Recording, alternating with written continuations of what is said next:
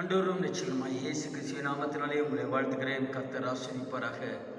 எனக்கு அருமையானவர்களே, இந்த கால வேளையில் கர்த்தருடைய கிருபை நம்ம அனைவரோடும் இருப்பதாக. இந்த கால வேளையில் ஏசியா தீர்க்கதரிசி புத்தகம் 46வது அதிகாரம் 12வது வசனத்தில், முரட்டு இருதயம் உள்ளவர்களே, நீதிக்கு தூரமானவர்களே, எனக்கு செவி கொடுங்கள். கர்த்தர் சொல்கிற காரியம், இஸ்ரவேல் ஜனங்களுக்கு கர்த்தர் திரளான நன்மைகளை செய்தார், அற்புதங்களை செய்தார். கண்மலையிலே தண்ணீரை கொடுத்தார், வனாந்திரத்திலே அவர்களுக்கு போஜனம் கொடுத்தார். எல்லா நன்மைகளை செய்தாலும் அவர்கள் மீண்டும் மீண்டும் கர்த்தரை விட்டு விலகி போகிற மனதுடையவர்களாய், விலகி போனவர்களாய் இருப்பதினால ஏசியா தீர்க்கதரிசியின் மூலமாய் கர்த்தர் சொல்லுகிற காரியம், முரட்டு இருதயம் உள்ளவர்களே, நீதிக்கு தூரமானவர்களே, எனக்கு செவி கொடுங்கள். எனக்கு அருமையானவர்கள், நீதி என்றால் என்ன நியமிக்கப்பட்டிருக்கிறதோ அதை மாற்றுகிறவர்கள். நமக்கு வேதம் கொடுக்கப்பட்டிருக்கிறது, வேதத்தை அறியாத ஜனங்கள் சபிக்கப்பட்டவர்கள் சொல்லப்பட்டிருக்கிறது, வேத சத்தியங்கள் அறிவிக்கப்பட்டிருக்கிறது. கர்த்தர் இன்னைக்கு நன்மை செய்கிறவராய் இருக்கிறார் என்பது தெரியும், அவர் ஜீவனோடு இருக்கிறார் என்று தெரியும், மரித்து சதா காலங்கள் உயிரோடு இருக்கிறார் என்று தெரியும்.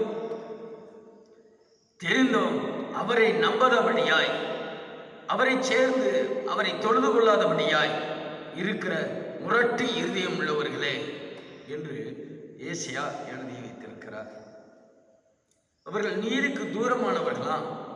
நீதிபரர் இயேசுவுக்கு தூரமானவர்கள், நியாயாதிபதி இயேசுவுக்கு தூரமானவர்களாம். இப்படிப்பட்டவர்கள் எனக்கு செவி கொடுங்கள் என்று கர்த்தர் சொல்லுகிறார். எனக்கு அருமையானவர்களே, இன்னைக்கு முரட்டு இருதயம், வணங்கா கழுத்து, இந்த முரட்டு இருதயம் கர்த்தர் இதே ஏசியா சொல்லப்படி கல்லான இருதயத்தை எடுத்து விட்டு சதையான இருதயத்தை பொருத்துவேன். சதையான இருதயத்தை பொருத்தியும் மீண்டுமாய் கல்லான இருதயமாய் மாற்றுகிறவர்களை பார்த்துதான் கர்த்தர் சொல்லுகிறார், முரட்டு இருதயம் உள்ளவர்களே செவி கொடுங்கள். எனக்கு அருமையானவர்களே, செவி கொடுக்க சேர்வதே நலம். எனவே கர்த்தருடைய நாம மகிமைக்காக நாம் முரட்டு இருதயத்தை மாற்றி மிருதுவான இருதயமாய், இதோ கர்த்தருக்கு எப்படி இரக்க சுபாவம் இருந்ததோ, தயவுள்ள சுபாவம் இருந்ததோ, ஜனங்களை நேசித்தாரோ, ஜனங்களுக்காக நன்மை செய்தாரோ, அதிசயமான காரியங்களை செய்தாரோ, தேற்றினாரோ, கண்ணீரை துடைத்தாரோ, வேலைப்படுத்தினாரோ, அதை போல நம்முடைய இருதயமும் மாற்றப்பட வேண்டும்.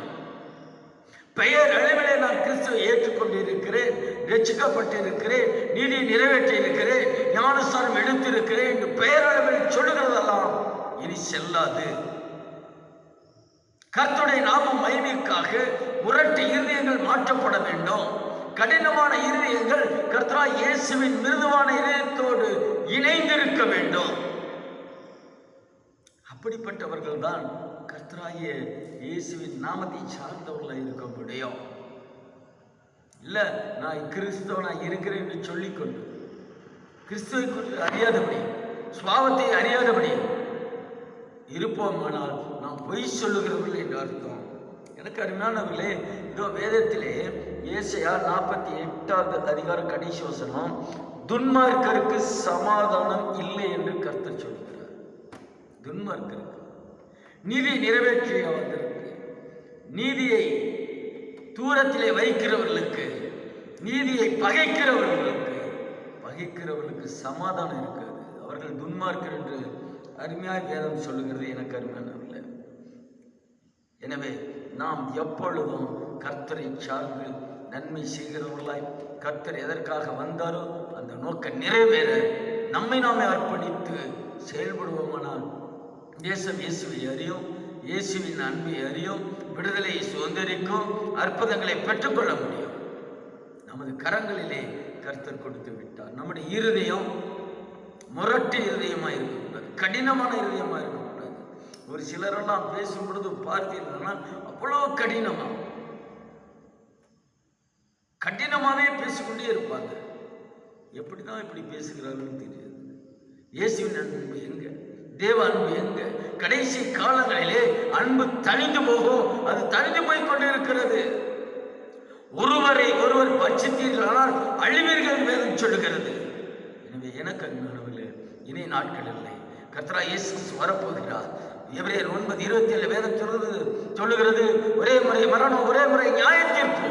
அதில் நிற்கத்தக்கதாய் நம்முடைய முரட்டு இருதயங்களை மாற்றி மிருதுவான இருதயம், கர்த்தருக்கு பிரியமான இருதயம், கர்த்தரை ஏற்றுக்கொள்ளுகிற இருதயம், இதோ ஜனங்களை அன்பாய் பச்சமாய் ஏற்றுக்கொள்கிற இருதயத்தோடு வாழ்வோம். ஆனால் நிச்சயமாய் நாம் மோட்ச ராஜ்யம், பரலோக ராஜ்யத்தில் பிரவேசிக்க தகுதியுள்ளவர்களாய் மாறுவோம்.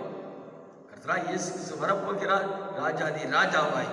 நாம் அப்பொழுது அவரோடு கூட எடுத்துக்கொள்ளப்பட வேண்டுமே. எனவே இருதயத்தை இயேசுவின் இருதயத்தை போல் மாற்றுவோம். இயேசுவின் இருதயத்தை போல் அன்பு செலுத்துவோம். அநேகரை நேசிப்போம். ஒருவேளை ஒருவர் தேவனை விட்டு விலகி இருப்பாரானால் அவர்களை ஒதுக்க வேண்டாம். அவர்களுக்காக செபிப்போம், அவர்களுக்காக மன்றாடுவோம். ஒருவேளை கர்த்தர் இரக்கம் பாராட்டி அவர்களை மரணத்திற்கு தூக்கி எடுப்பார். அக்கினி கடல் எரிகிற நரகத்திலிருந்து தூக்கி எடுக்க முடியும். எனவே இருதயம் முரட்டு இருதயம் இல்லாதபடி நல்ல இலகுவாய் எல்லாரையும் நேசிக்கிற இதயத்தை தாரும் ஜெபம். கர்த்தர் நிச்சயமாய் அப்படி நம்மை மாற்றி தேவ பலத்திலே நடத்துவார். கர்த்தர் உங்களை ஆசீர்வதிப்பாராக. அடுத்த வாரம் 21/9/2024 3வது சனிக்கிழமை இந்த இடத்துல விடுதலை உபவாசம் இருக்கிறது. அருமையான ஸ்தோத்திரம். பாஸ்டர் ஜெபமணி உயிருள்ள சாட்சி, அவர் உயிரோடு எப்படி இருக்கிறார் என்பதை குறித்தும் செய்தி தர வருகிறார். வாருங்கள், செவிப்போம். அநேகருக்கு விடுதலை கர்த்தர் கொடுக்க காத்திருக்கிறார். கர்த்தர் உங்களை ஆசீர்வதிப்பாராக. எங்களுக்காக ஜெபிப்போம்.